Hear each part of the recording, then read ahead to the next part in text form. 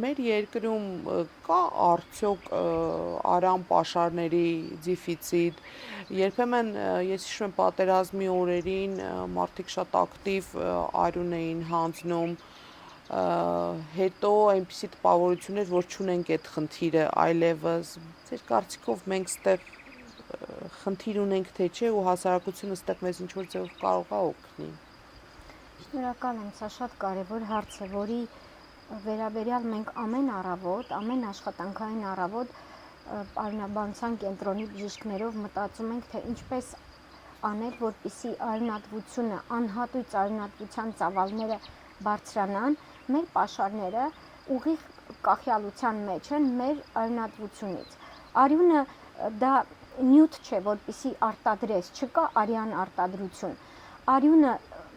ծագում է դոնորի արյունատվությունից եւ հետեւաբար սոցիալական պատասխանատվության խնդիր ունենք։ Մենք այդ մշակույթը պիտի մտցնենք, որպեսզի մարդիկ ցանկություն ունենան եւ գան ու անհատույց արյունատվություն իրականացնեն, որովհետեւ արյունատվության հիմքում անհատույց արյունատվության մարդասիրությունն է, այսինքն անհատույց դոնորը շահույթ չի ակնկալում այդ արյան մի արյունատվության էպիզոդից եւ նաեւ մեկ արյունատվությունը կարող է փրկել 3 մարդու կյանք, որովհետեւ այդ արյան բաղադրամասերը հատուկ տեխնոլոգիաների միջոցով մշակվում են, պահեստավորվում են, պահպանվում են հատուկ պայմաններում եւ հետագայում դուրս են գրվում պացիենտին, բայց դուրսգրման ընթացքում եւս որոշակի կրկնակի ստուգումներ են անցնում եւ այս ամբողջ լոգիստիկ տեխնոլոգիաների անցման ժամանակահատվածը մեծ մարդկային ռեսուրսներ են պահանջում։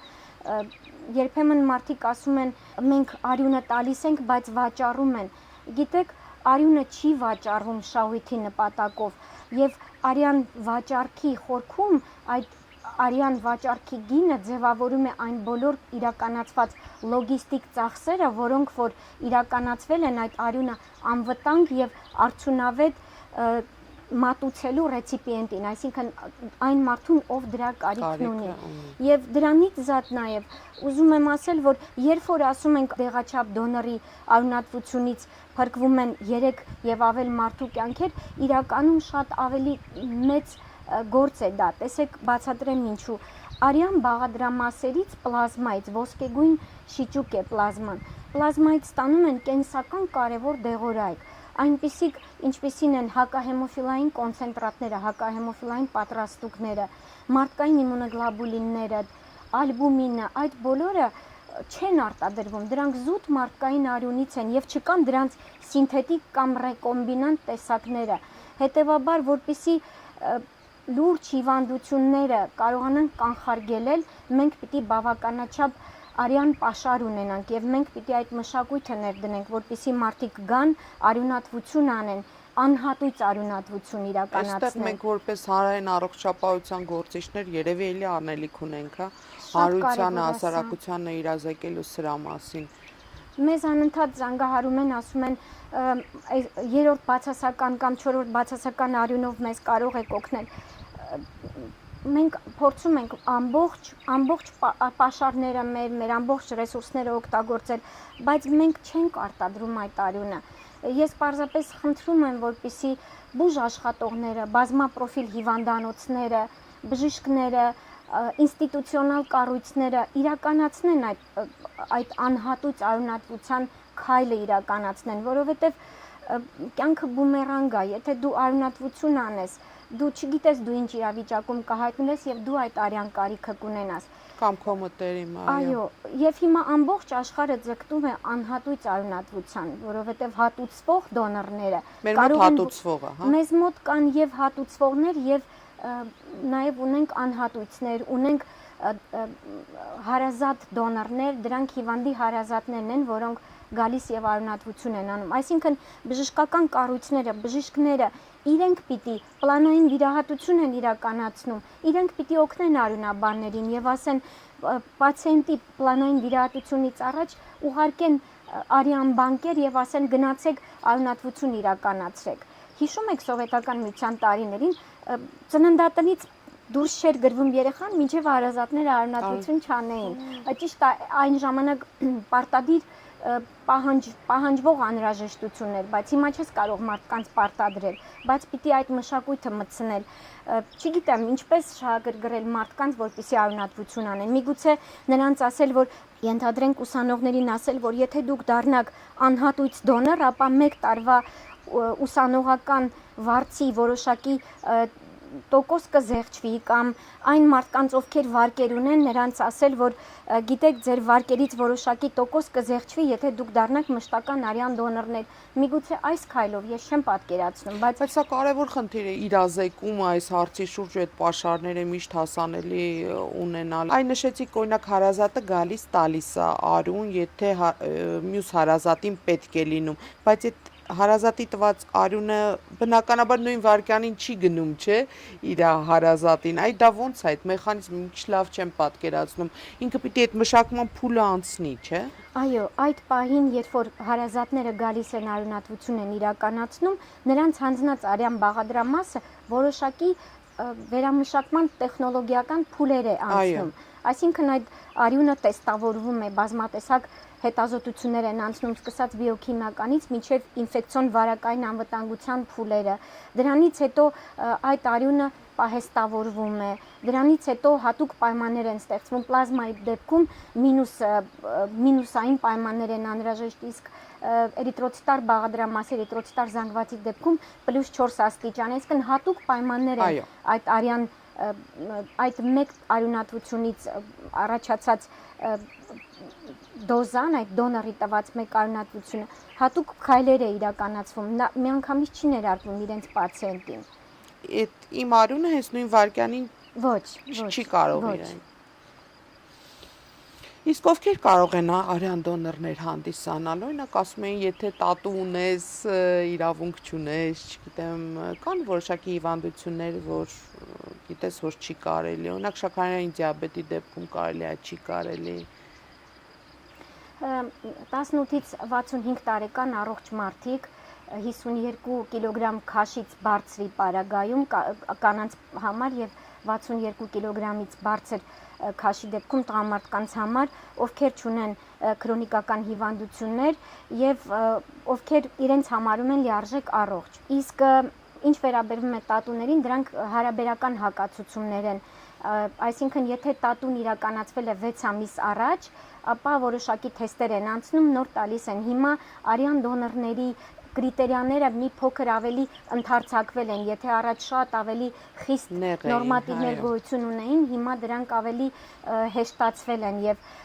վիրահատություն տարած մարդիկ, հակաբակտերիալ բուժում ստացած մարդիկ որոշակի նորմաներ կան, ենթադրենք, եթե մարդը ստացել է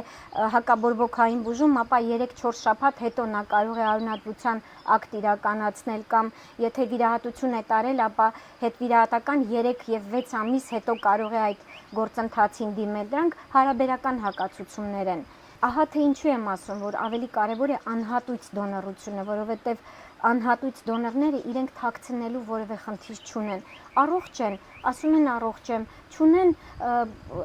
այլ կապեր, չունեն սեռավարակներ, ասում են չունենք, այսինքն չունեն թաքցնելու բան։ Նրանց արյունատվության ակտը զուտ մարդասիրական բնույթ է կրում։ Ձեզ լսելով ես հիմա հասկանում եմ, որ որպես անհատ, ով իրոք անհանգստացած է այս խնդրով, ես մտածում եմ, օրինակ շատ լավ կլիներ իմ պարագայում, եթե ես կարողանայի արյուն տալ, ինչքան ժամանակը մեկ ես կկարողանամ, եթե ցանկություն ունեմ, հանձնեմ արյունը, այսինքն հաճախականությունը, ինչքան հաճախ կարող եմ արյուն հանձնել, օրինակ տարին 2 անգամ, տարեկան 3-4 անգամ կարող եք հանձնել, այո, 8 շաբաթը մեկ կարող եք հանձնել, ցանկացած բժշկի մտքով կարող է անցնել, որ ցանկացածից մտքով մի բան կանցնի, բայց ենթադրենք ապահովագրական բժշկության տոկոսները նվազեցնել այն մարդկանց մոտ, ովքեր արյունատվություն են անում մշտապես, քիչ վճարեն, կամ ինչ-որ վիճակներ մտածել, կամ երեխան համալսարանում վճարովի հիմունքներով է սովորում, տարվա վարձը զեղչվի, մշտական դոնորների, բալիկներին է վերաբերվում խոսքը, կամ ինչ որ սոցիալական փաթեթներ մշակենք, որպեսզի կարողանանք սա մտցնել մարդկանց մեջ, այս մշակույթը։ Սա էլ եմ ասում, սա զուտ հանրային առողջապահության խնդիր է ու մեխանիզմներն էլ շատ ճիշտ ձևով կարելի է պլանավորել եւ ներդնել մասնագետների հետ քննարկումների, նեղ մասնագետների հետ քննարկումների արդյունքում կարծում եմ, այո, դրանք տարբերակներ են, որպես խթան կարող են օգնել իրականում։ Արյան բաղադրամասերից ստացած կենսական կարևոր դեղորայքը կարող է եւս սոցիալական հարցեր լուծել։ Հանրային առողջապահության համար շատ կարևոր է, որպեսզի հեմոֆիլիայով հիվանդները ըստ արժանվույն, ըստ պատշաճի դեղորայք ստանան, հաշմանդամությունից կանխարգելվեն եւ ընդգրկվեն որպես սոցիումի լիիրավ անդամ, այսինքն չարյունահոսեն, բայց դրա համար մյուս օղակը պիտի տեսնենք, որտեղից են գալիս այդ հակահեմոֆիլային պատրաստուկները։ Այդ հակահեմոֆիլային պատրաստուկները չեն արտադրվում։ Դրանք մարդկային պլազմայից են։ Մարդը մարդուն պիտի օգնի, որպեսզի կենսական նշանակություն ունեցող դեղորայքով կարողանանք ապահովել եւ կանխել հաշմանդամությունը։ Նույն բանը անընդհատ ասում եմ, բայց ինքը շատ ակտուալ է։ Խնդրանքս բժիշկներին, որ ցանկացած պլանային վիրահատություն իրականացնելուց առաջ հիվանդի հարազատներին առաջարկել եւ հիմնավորել արյունատվության, դոնորության վերաբերյալ, ուղարկել արյունատվության արյան բանկեր։ Շատ լավ, մենք անverջ կարող ենք այսպես զրուցել, բայց մի քիչ էլ արդեն եղանակը սառեց, ոնց որ մենք սկսում ենք մրսել եւ վերջում կուզենայի տալ ձեզ մի քանի կարճ հարցեր, որոնք ակնկալում են նույնքան կարճ պատասխաններ։